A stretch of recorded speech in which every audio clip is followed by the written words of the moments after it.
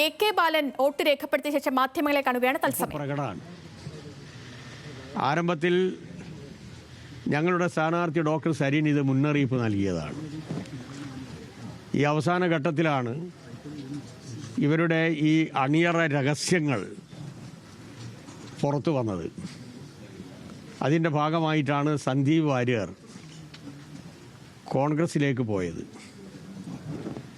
സാധാരണ നിലയിൽ കോൺഗ്രസിലേക്ക് ഒരു പൊതുപ്രവർത്തകൻ പോകുന്നതിനെ ഞങ്ങൾ എതിർക്കേണ്ടതില്ല. പക്ഷേ RSSൽ നിന്നുകൊണ്ട്, സംഘപരിവാറിൽ നിന്നുകൊണ്ട് കേരളത്തിലെ ഒരു രാഷ്ട്രീയ നേതാവും പരാമർശിക്കാത്ത രൂപത്തിലുള്ള കാര്യങ്ങൾ, വിഷലിപ്തമായിട്ടുള്ള കാര്യങ്ങൾ, നമ്മളെല്ലാം അത്ഭുതപ്പെടുത്തുന്ന രൂപത്തിൽ മതന്യൂനപക്ഷത്തിനെതിരായി ഇടയ്ക്കിടെ പറഞ്ഞുകൊണ്ടിരുന്ന ഒരാളാണ് സന്ദീപ് വാര്യർ. ജമ്മു കാശ്മീരിലെ മുസ്ലിങ്ങളെ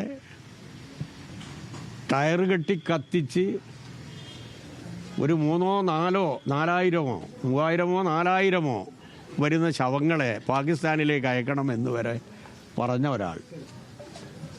രാഹുൽ ഗാന്ധിക്ക് കുതിരവട്ടത്താണ് ചികിത്സ നടത്തേണ്ടത് എന്ന് പറഞ്ഞൊരാൾ.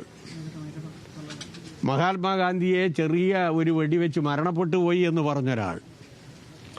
ഇത്രയും മ്ലേച്ഛമായ വാക്കുകൾ ഒരു പൊതുപ്രവർത്തകൻ്റെ ഭാഗത്തുണ്ടായിട്ടില്ല.